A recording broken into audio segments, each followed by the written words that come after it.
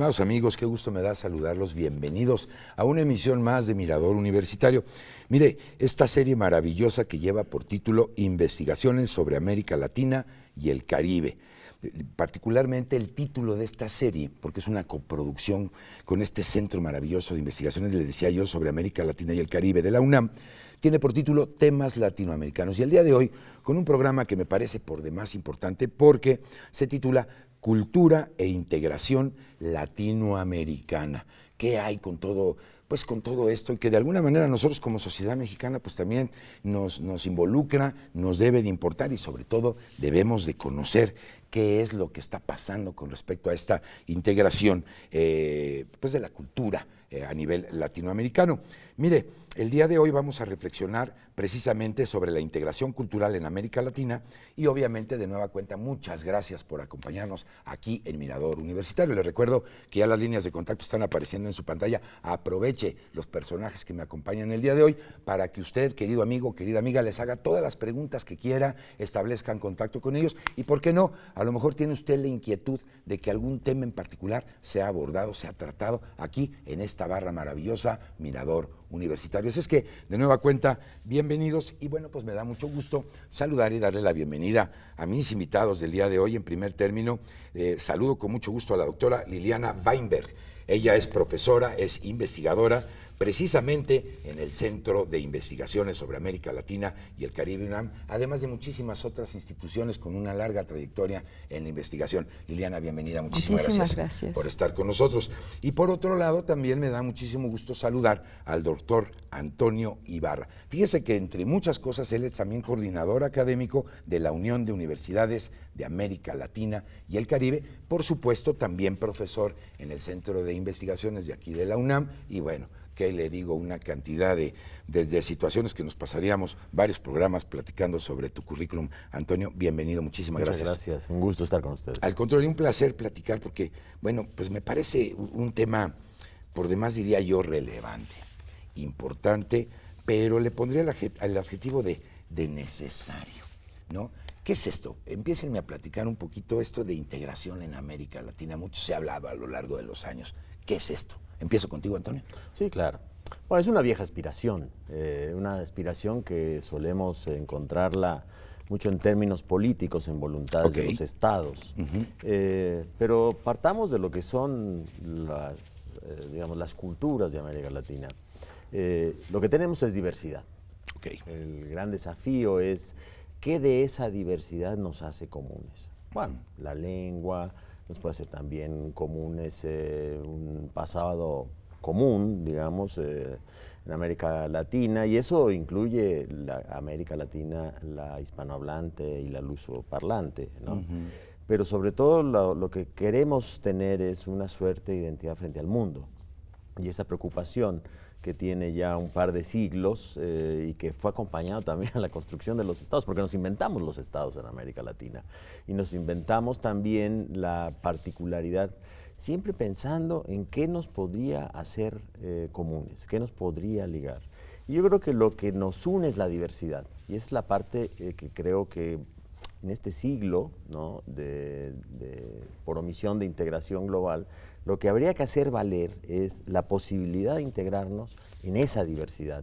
Y esta diversidad pasa por las distintas, hoy diríamos grupos étnicos, por distintas lenguas, por distintas sensibilidades, por distintos modos de ver el mundo, pero también por una idea de que algo nos acompaña o algo nos ha acompañado. Y aquí es importante, algo en común desde luego, aquí es importante lo que ha sido el enorme papel de la educación en América Latina, cómo construirnos en esa identidad latinoamericana.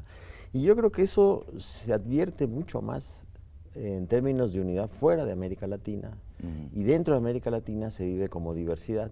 Y eso me parece que es parte de nuestra riqueza histórica. Sí, sin duda, porque sería interesante ver, mencionas esa aspiración política, esa diversidad, pero a la vez tenemos tanto en común, ¿no? Y pareciera como que deberíamos unificarnos en lo que tenemos en común, y tú bien comentas que es más bien en lo diverso. Y en este sentido, Liliana, yo te quisiera preguntar la cultura.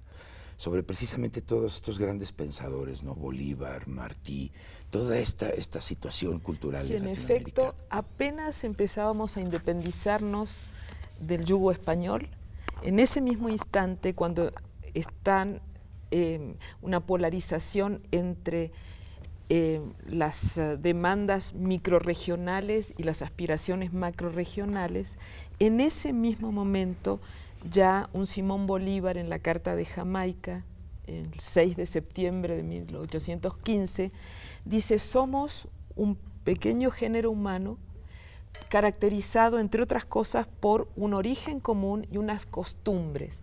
Allí aparece por primera vez una idea muy cercana a lo que hoy entendemos por cultura. Por cultura, sin duda. Y Martí, en Nuestra América, otro texto clásico para los latinoamericanistas, dirá que no hay proa que taje una nube de ideas.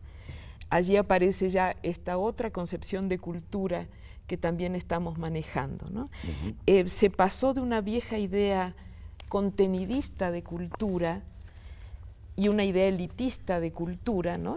Hubo toda una época en que se hablaba de la alta cultura, solo la cultura de las élites, y de la cultura popular, que en un tiempo se veía con cierto menosprecio por parte de las élites.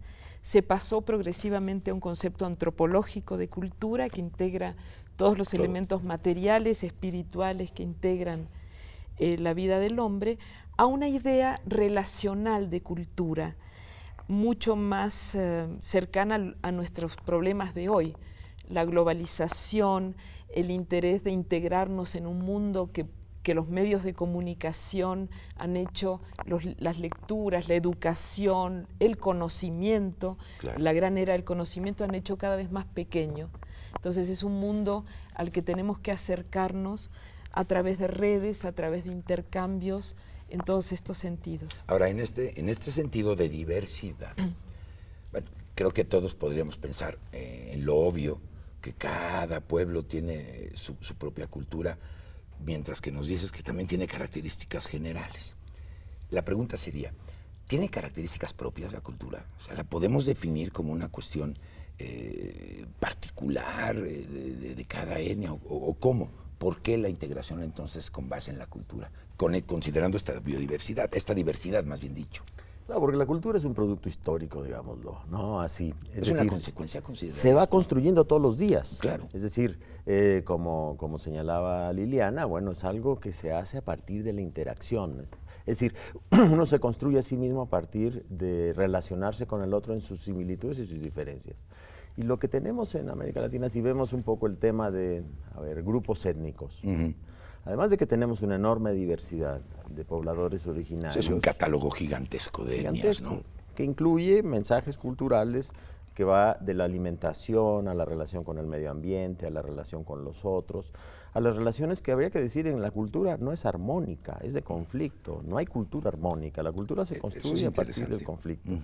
Entonces, también tenemos, digamos, grandes corrientes que han impactado a América Latina en distinto grado, migraciones europeas, migraciones africanas, migraciones asiáticas, que ahora las estamos descubriendo, pero forman parte constitutiva de lo que es América Latina. Y que se han mezclado, ¿no? Por supuesto. En la parte básica de América Latina. Y en la cultura, si pensamos, por ejemplo, en el Perú, donde tenemos una presencia muy fuerte de la cultura, por ejemplo, china, ¿no? Desde la culinaria hasta los mestizajes. Claro. Pensamos la impronta de la migración africana, por ejemplo. Pensamos también una manera de vivir lo europeo, muy latinoamericano. Entonces advertimos que esa integración se dio sobre la base de una historia de conflicto, una historia de sometimiento, una historia también que generó discursos adversos al sometimiento. Entonces, la parte interesante en América Latina es la solución que se encontró para que la integración de esos grupos sociales étnicamente diferenciados encuentre un referente común. Ahora, en esto, desde luego, la cultura es muy importante porque, digamos, es lo que baña a esta diversidad, ¿no? Es lo que lo va, a final de cuentas, ensamblando. Y esa parte es muy importante para entendernos hacia el futuro. Es decir, si decimos la cultura es un producto histórico, es porque le estamos construyendo al futuro. Tiene que ser dinámica, ¿no? Es decir, no puede ser algo estático. Ya se generó la cultura y ya no se vuelve a mover, ¿no, Liliana? Es una gran paradoja. Decía Herskovits que la cultura es particular, tiene distintas formas de expresión, pero es universal en la experiencia humana. Es decir, cada uno tiene su cultura, culturas en conflicto, incluso como bien decía Antonio, no todo es rosa en la integración cultural, pero al mismo tiempo tenemos esta aspiración universal que nos permita salir de nuestro pequeño lugar, como decía Martí, ¿no? Cree el aldeano vanidoso que el mundo entero es su aldea. Sí, claro. El mundo es mucho más que una aldea y lo sabemos hoy mejor que nunca. Ahora, esta aspiración yo le pondría a lo mejor el adjetivo de sueño, ¿no? Este sueño, ¿cuándo surge este sueño de la integración? Sabemos que la independencia particularmente y en muchos pueblos ha sido, digamos, el parteaguas para empezar a ver o a visualizar esta integración cultural. ¿Podrían darme datos un poco más precisos de cuándo surge este sueño? Porque tú decías al principio, esta aspiración se ha tenido de siempre, pero ¿hay algún punto en el que podamos decir en el tiempo, a partir de este momento es cuando se genera este sueño de integración? Y lo segundo sería, ¿estamos integrados realmente? Porque ese sería, yo creo que el dedo en la llaga, ¿no? Como decimos coloquialmente. Bueno, era una aspiración bolivariana, si lo retomamos, ya Liliana se refería a esa proclama de Jamaica, que fue para todos los ex súbditos de la corona española, es decir, cómo buscar la integración en un imperio que se pulverizó, que se fragmentó, ¿no? De acuerdo. Y aquí la gran dificultad del siglo XIX eran los modos de pensar de las élites, porque uno podría advertir que hay corrientes profundas en la cultura, voy a llamarlo por comodidad popular, que identificaba mucho a las partes de América Latina, pero hubo un esfuerzo de las élites latinoamericanas por construir estados diferenciados y por entonces construir una nacionalidad. Okay. ¿No? Rafael Rojas, en un texto que recomiendo mucho, ¿no? Las Repúblicas del Aire, nos muestra esta paradoja, es decir, nos muestra cómo se aspira en el discurso a una unidad de lo latinoamericano y en la política se practica la fragmentación, ¿no? Porque es una consecuencia de la política, diría yo.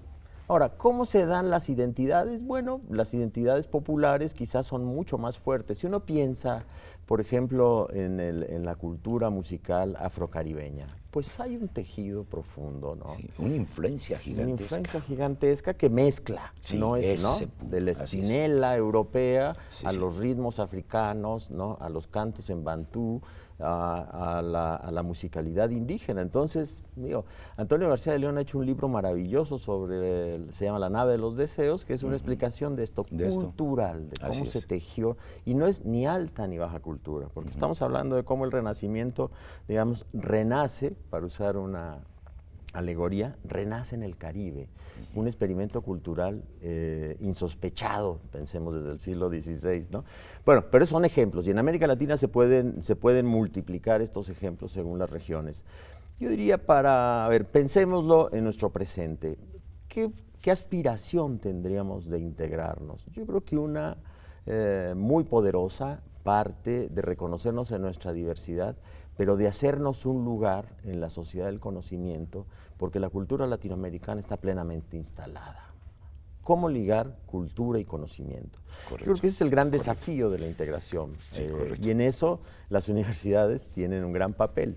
Y una responsabilidad enorme. Absolutamente. Sin duda. Sin duda. Y tenemos un siglo, al cual me referiré ahora, un siglo donde esta propuesta se hace explícita en la reforma de Córdoba, cuando De Oro Roca dice, estamos viviendo la hora americana, ¿no? Apartémonos, ¿no? De aquella vieja tiranía del pensamiento. Y entonces él plantea construir desde América Latina un pensamiento que sea a la vez local, universal, un pensamiento que inscriba el modo de pensar y de vivir América Latina en el conocimiento del mundo. Fíjate que ahorita que estabas mencionando de esta mezcolanza, ¿no? De la influencia musical que hubo, de toda esta llegada africana y etcétera, los tres elementos de la identidad, ¿no? Ser latinoamericano, saberse latinoamericano y sentirse latinoamericano. ¿Y cuántas veces no pasa hablando de esta integración, de este sueño. Oímos una música de este tipo, inmediatamente nos aflora a la piel, a todos, esa parte latinoamericana. Y creo que en ese sentido se ha logrado. Ahora bien, educación. ¿Cuál ha sido entonces el papel de la educación en términos precisamente de esta cultura, de esta integración cultural? Quería, a propósito de la primera parte de lo que comentaste, recordar cómo Carlos Monsiváis en Aires de Familia dice: el modernismo, la literatura del modernismo, Rubén Darío, etcétera, se cuela en la sensibilidad latinoamericana y llega al bolero y llega a las declaraciones de amor, llega a la cultura popular. Hay filtraciones también, y bueno, el bolero llegó a todas partes de América. ¿No? Podríamos hacer varios programas de esta serie platicando el bolero, sin duda alguna, ¿no?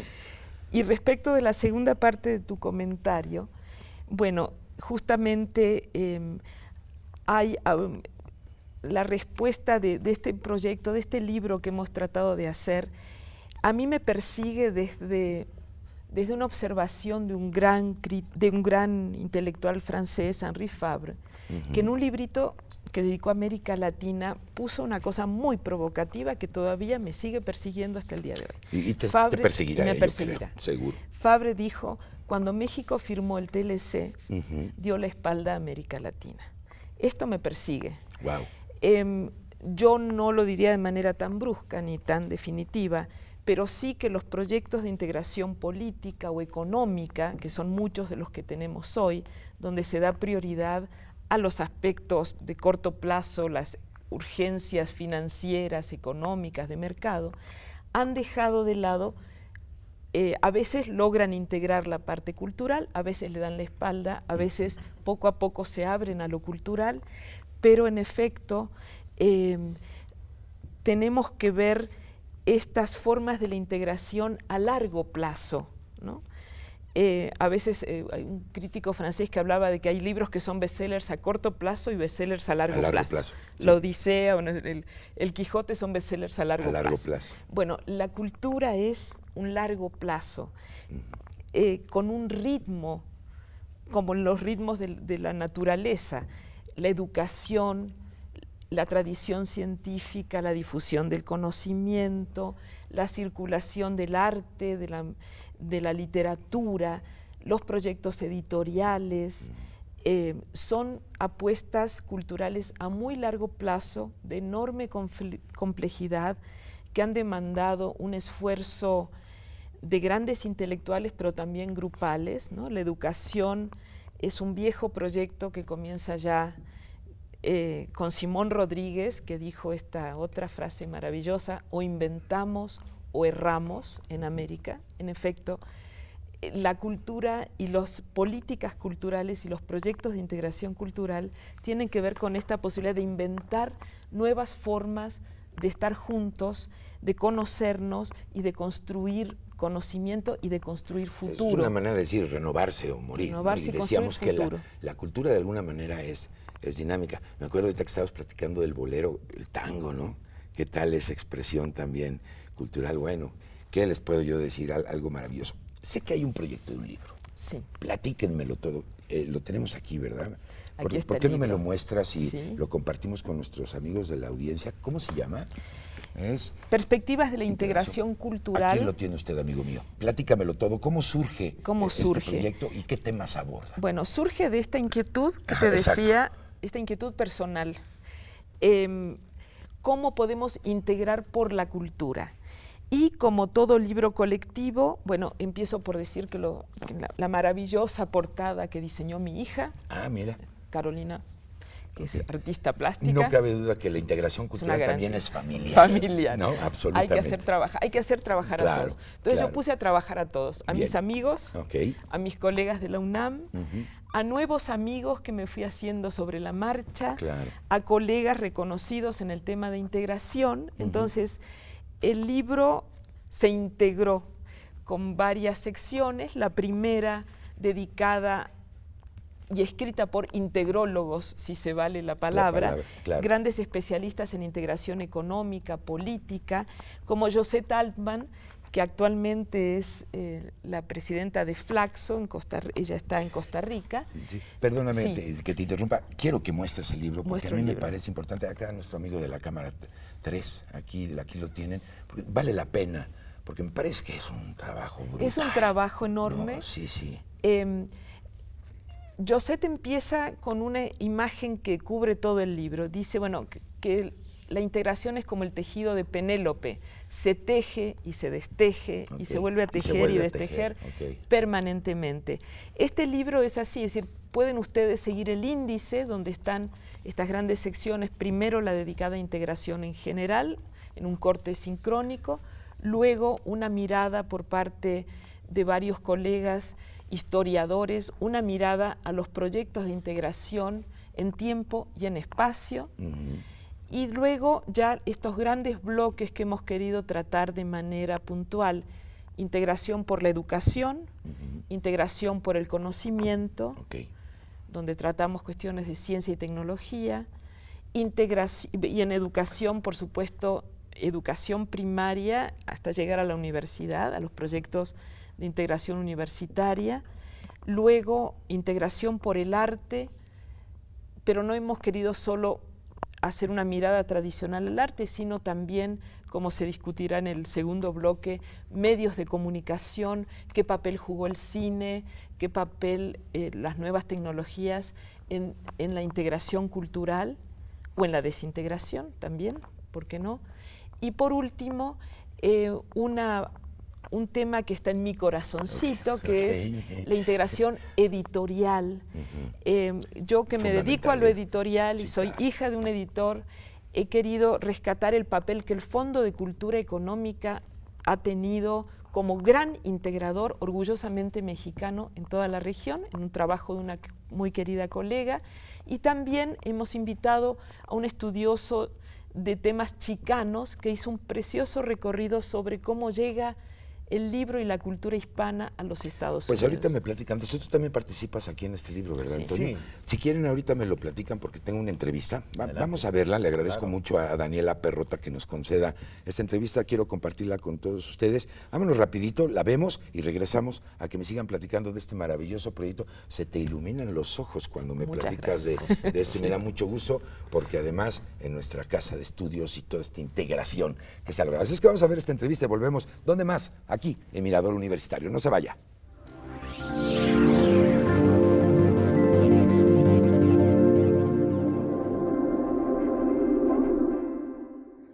Para mí ha sido un placer ser parte del cuerpo académico que colaboró en la producción de la publicación Historia Comparada de las Américas, Perspectivas de la Integración Cultural. Mi artículo en este libro resuma algunas reflexiones, resultado de mi trabajo de investigación doctoral en el marco de los modelos de desarrollo, alianzas políticas e integración latinoamericana, en donde presento lo que he establecido como el dilema de Penélope en la integración regional. Como es sabido, en el poema épico de Homero, la tragedia de Penélope es tejer y destejer de forma constante. La contradicción, entonces, y el problema de la integración regional es un tejer y destejer constantemente, donde se avanza y se retrocede de manera simultánea. El dilema que planteo es en torno a cómo poder construir una opción de alianza política y una alternativa de modelo de desarrollo sustentable para América Latina, enmarcado todo en un proceso contradictorio de ciclos de expansión y de crisis, así como de consensos y disensos en torno a la integración regional. Los invito muy respetuosamente a consultar los distintos análisis que se expresan en este libro, el cual se ha construido como un espacio de reflexión e intercambio, comparando desde distintos vértices y caminos los temas que involucran una agenda global, la cual fomenta la integración cultural.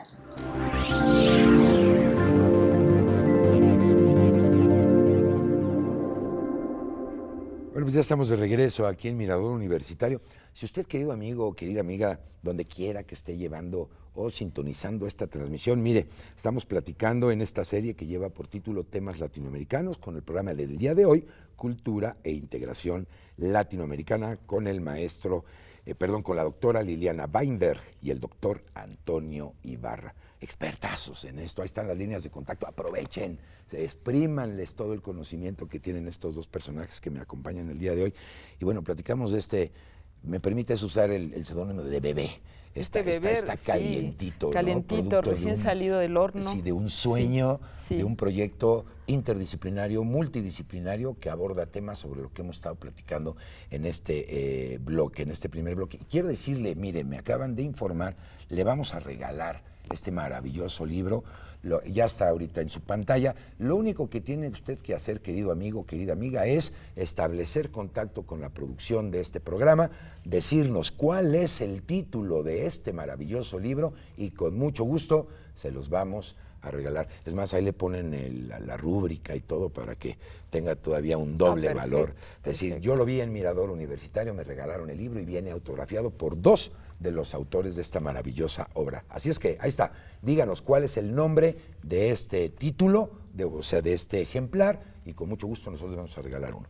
Antonio, tú también participas aquí, ya casi nos vamos, así es que yo les pediría una reflexión, una conclusión final, no sin antes, por supuesto, agradecer el privilegio de su presencia el día de hoy. No, gracias a ustedes por comunicarnos con su auditorio. Bueno, a mí Liliana me persuadió, como a todos los colaboradores. Nos convenció, por supuesto, pero de hablar de qué nos espera en términos de futuro para la integración de la educación superior en América Latina. Que este es un desafío, como decía, de hace un siglo. Sí, sí. Es decir, esa reforma planteó la idea de que tendríamos que crear esos nuevos centros de conocimiento desde América Latina, pensar el mundo desde América Latina. ¿Y qué significaba? Romper una tradición, romper con la tradición de la educación escolástica, romper con la tradición de un mundo centrado en creencias para abrirse un mundo centrado en la diversidad, en la pluralidad, en la libertad. De ahí que ahí haya nacido la noción de libertad de cátedra, la noción de cogobierno, la noción de autonomía de las universidades. Y bueno, esta historia secular en América Latina hoy día nos pone frente al desafío de cómo nos integramos y cómo nos abrimos al mundo, a la sociedad del conocimiento. Y hay un proceso en marcha. Estamos a un año de celebrar ese centenario, pero no tiene que ser solo una celebración, tiene que ser una idea de pensar un futuro, así como lo pensaron en Córdoba en 1918. Y es el propósito de la segunda gran reunión o conferencia regional de educación superior que se va a celebrar en la ciudad de Córdoba, Argentina.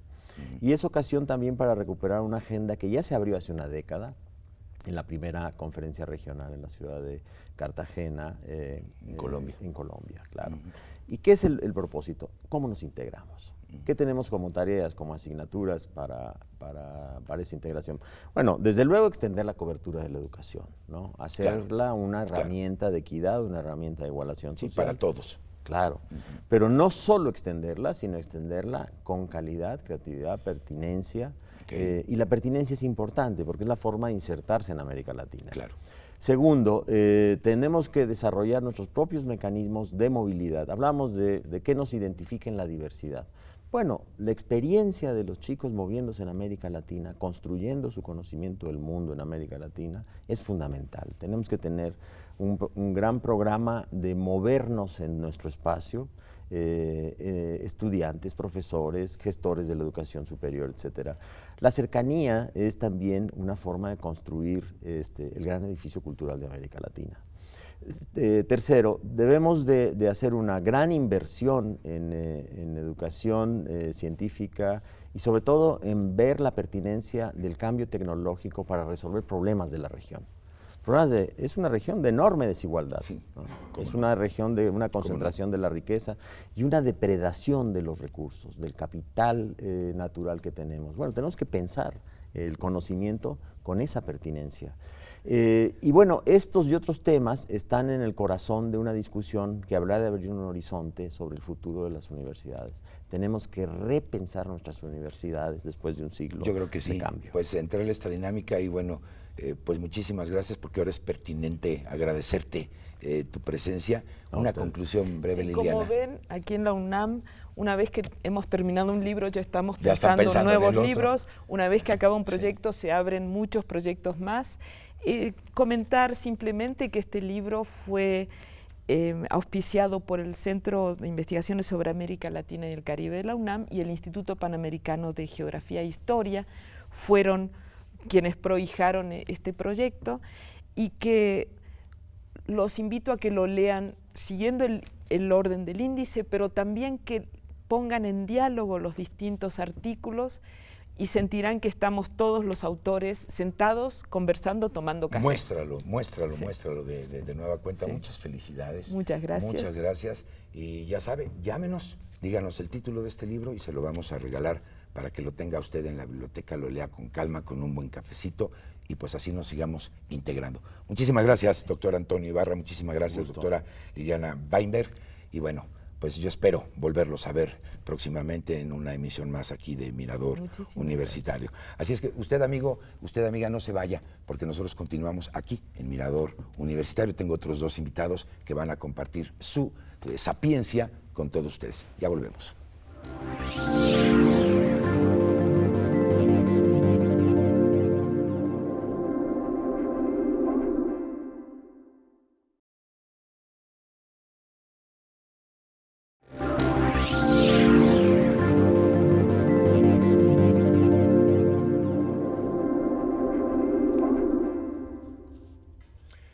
Bien, pues continuamos aquí en Mirador Universitario platicando sobre la cultura e integración latinoamericana de esta serie maravillosa que lleva por título Temas Latinoamericanos, que es una coproducción con el Centro de Investigaciones sobre América Latina y el Caribe, UNAM.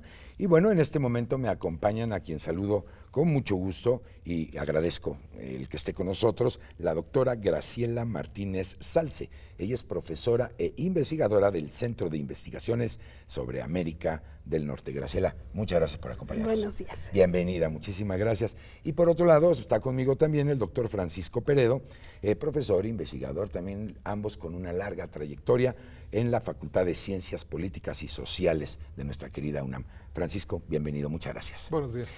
Fíjate que estábamos platicando con nuestros 2 invitados anteriores de todo este panorama de la integración latinoamericana, una aspiración, ¿no? Quizá este sueño que se genera, esta diversidad que existe. Ahora yo quisiera que ustedes, uno de los términos que salen mucho en la agenda de esta integración latinoamericana es el panamericanismo. ¿Qué es? ¿Qué entendemos por el panamericanismo? Empiezo contigo, por favor.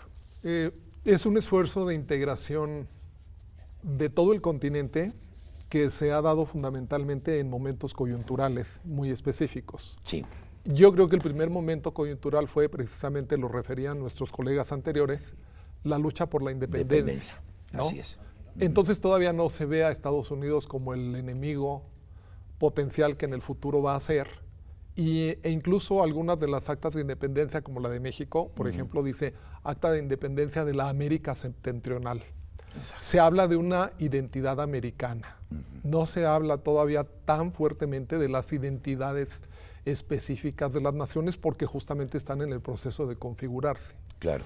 Entonces la integración panamericana es en un primerísimo momento una necesidad, diríamos en términos actuales geopolíticas, de la diferenciación respecto a Europa, respecto al continente que ha sido el colonizador de este otro continente que es América. El punto de referencia, digamos. El punto de referencia, ¿no? Un segundo momento coyuntural pues fue la Segunda Guerra Mundial, claro, cuando había que hacerle frente a estas amenazas que provenían de Europa o de Asia, el panjaponismo, el pangermanismo, el panhispanismo inclusive con Francisco Franco en España, que entonces hacen pensar en la integración de las naciones del continente americano para poder resistir y hacer frente a esos intentos de expansionismo ideológico que son también político, diplomático, económico en el continente americano. Entonces el panamericanismo es un esfuerzo de integración que fundamentalmente se explica como muy vigente en momentos de coyunturas específicas. Fíjate que es interesante, Francisco, porque siempre, y sobre todo nuestros amigos que nos hacen favor de seguir estas transmisiones, oímos el término Iberoamérica, Latinoamérica, Panamérica, ¿no? Hispanoamérica.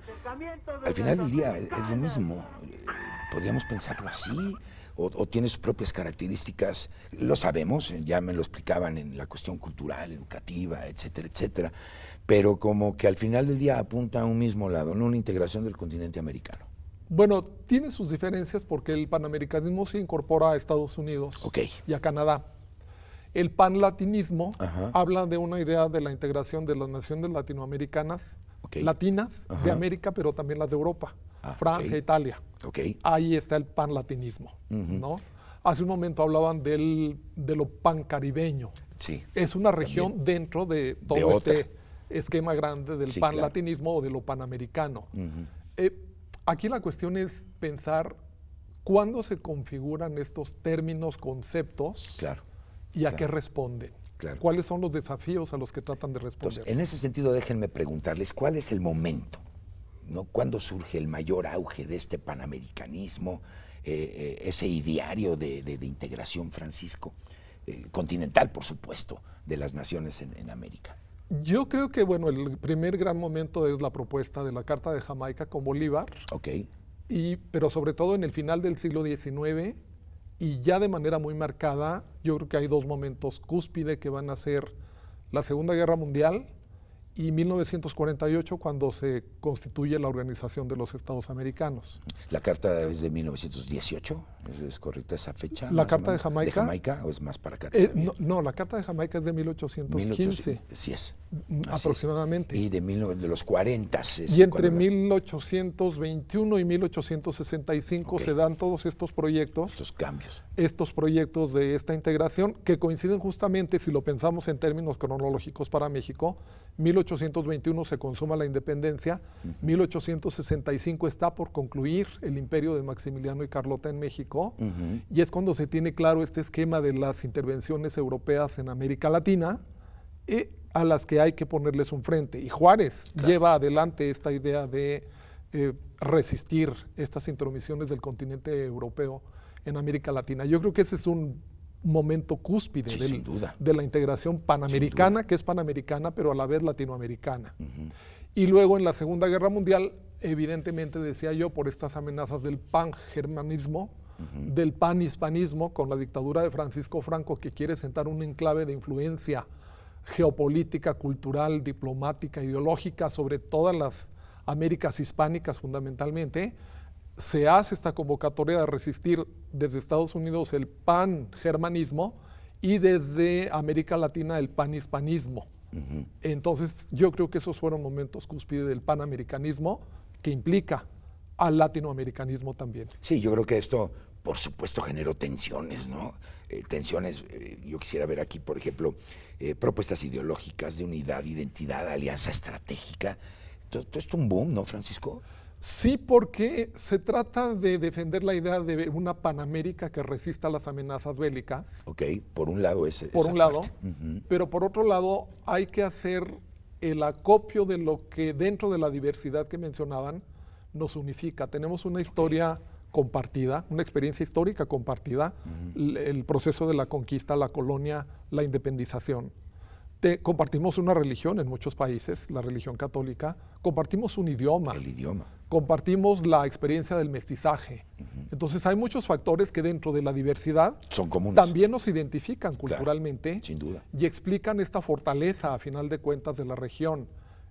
Y eso hace que el proceso sea muy dinámico, decía yo. ¿En qué momentos es fundamental apelar a todo el bagaje que nos une y en qué momentos eso se puede utilizar para hacer frente a las amenazas, a los riesgos de la desintegración y a las coyunturas específicas? Déjame llamarle la industria cultural. Sí. ¿No? Esta industria cultural, ¿será que realmente estamos integrados? ¿Será posible esta integración? ¿Se ha logrado? ¿Qué opinas, Graciela? Pues aquí me gustaría retomar algo que dijo Liliana. Adelante. Y es si México a partir de la firma del Telcán le dio la espalda a Latinoamérica. Si uno revisa, por ejemplo, la definición de la UNESCO de industrias culturales por regiones, México no aparece dentro de la región de América del Norte. La UNESCO cree que México es parte de América Latina. y México se esfuerza en,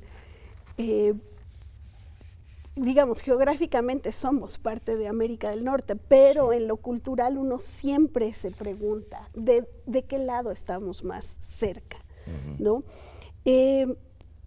Pensemos, por ejemplo, en Canadá, que es un país que ha estado aislado allá en el norte, aparte, ¿no?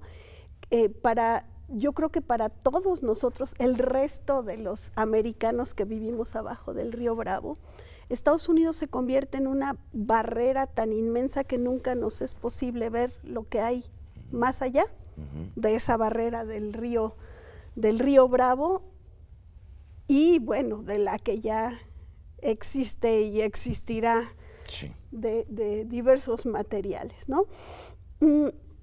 Por ejemplo, para los canadienses el asunto de la integración en la cultura siempre implica una contradicción, porque ellos necesitan definir su cultura a partir de la negación de los Estados Unidos, y la pequeña parte del Canadá francófono necesita definir su cultura a partir de la negación del Canadá anglófono.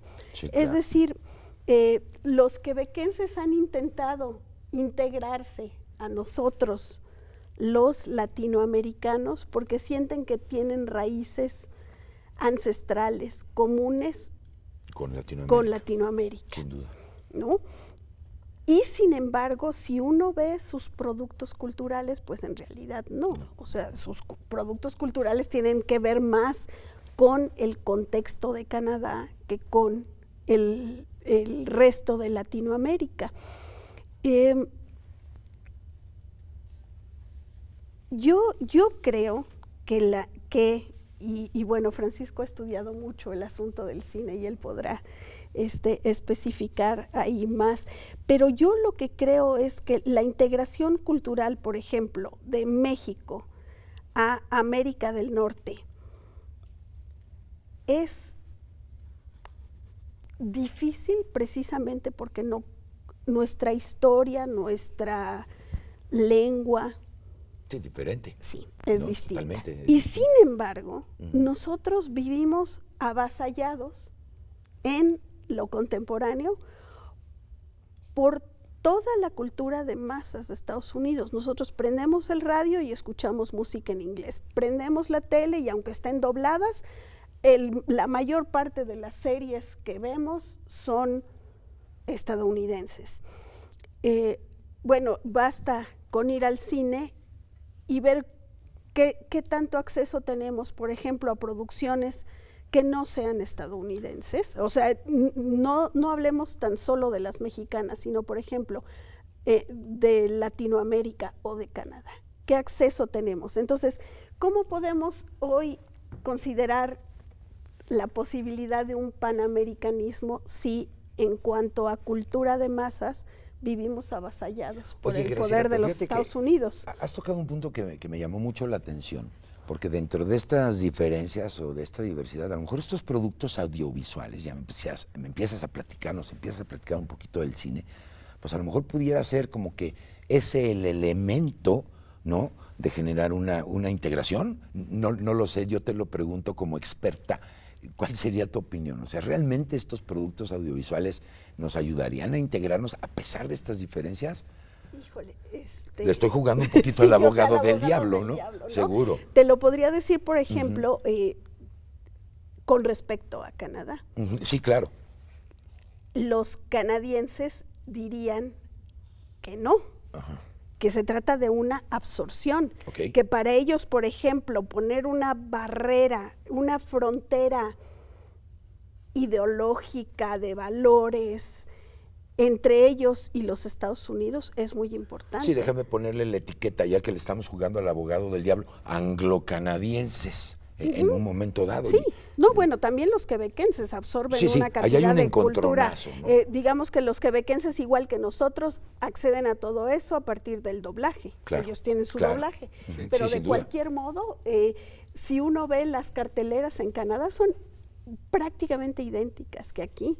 Si uno ve no solo las carteleras de cine, sino por ejemplo las carteleras de televisión, o sea, los programas que tienen más puntos de audiencia son exactamente los mismos que en México. Y la cuestión es que cuando los canadienses producen para exportar, entonces tienen que asumir ese tipo de valores, porque finalmente por ejemplo, sus películas en Estados Unidos se consumen solo en el circuito de cine de arte. Claro, da la apariencia, no sé si es apariencia o es real, de que ahí hay una, pues de alguna manera una defensa cultural por parte de los canadienses, ¿no? Es decir, esta frontera que sea considerada como un bastión de defensa. ¿Tú consideras que esto sigue siendo ahí? ¿Hay mayor apertura? No, ¿Cómo está? Yo creo que sigue siendo. Y sobre todo porque las industrias culturales estadounidenses consideran a Canadá dentro de su mercado nacional. O sea, lo canadiense en Estados Unidos se considera mercado doméstico y por lo tanto los canadienses para los estadounidenses son invisibles. Es como si fueran una extensión de lo estadounidense con alguna pequeña diferencia. Y probablemente los canadienses anglófonos para el resto de América también sean invisibles. O sea, muchas veces cuando nosotros conocemos a una persona que nos habla en inglés, de inmediato asumimos que es estadounidense y ya después comenzamos a notar las pequeñas diferencias, ¿no?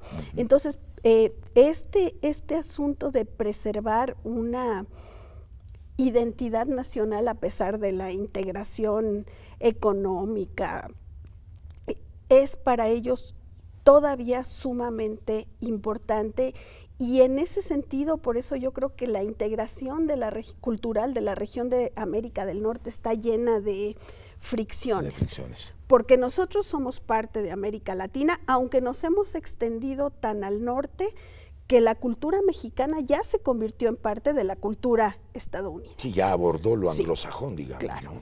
Y porque los canadienses no quieren ser absorbidos por los estadounidenses. Entonces, todas estas fricciones hacen que por lo menos en la región de América del Norte la integración cultural sea muy difícil, porque está llena de aristas no solo propiamente culturales, sino también políticas y sociales. Así es. ¿No? Francisco, termino contigo, no sin antes también agradecerte tu presencia. ¿Algún comentario con todo esto que hemos platicado con ustedes el día de hoy?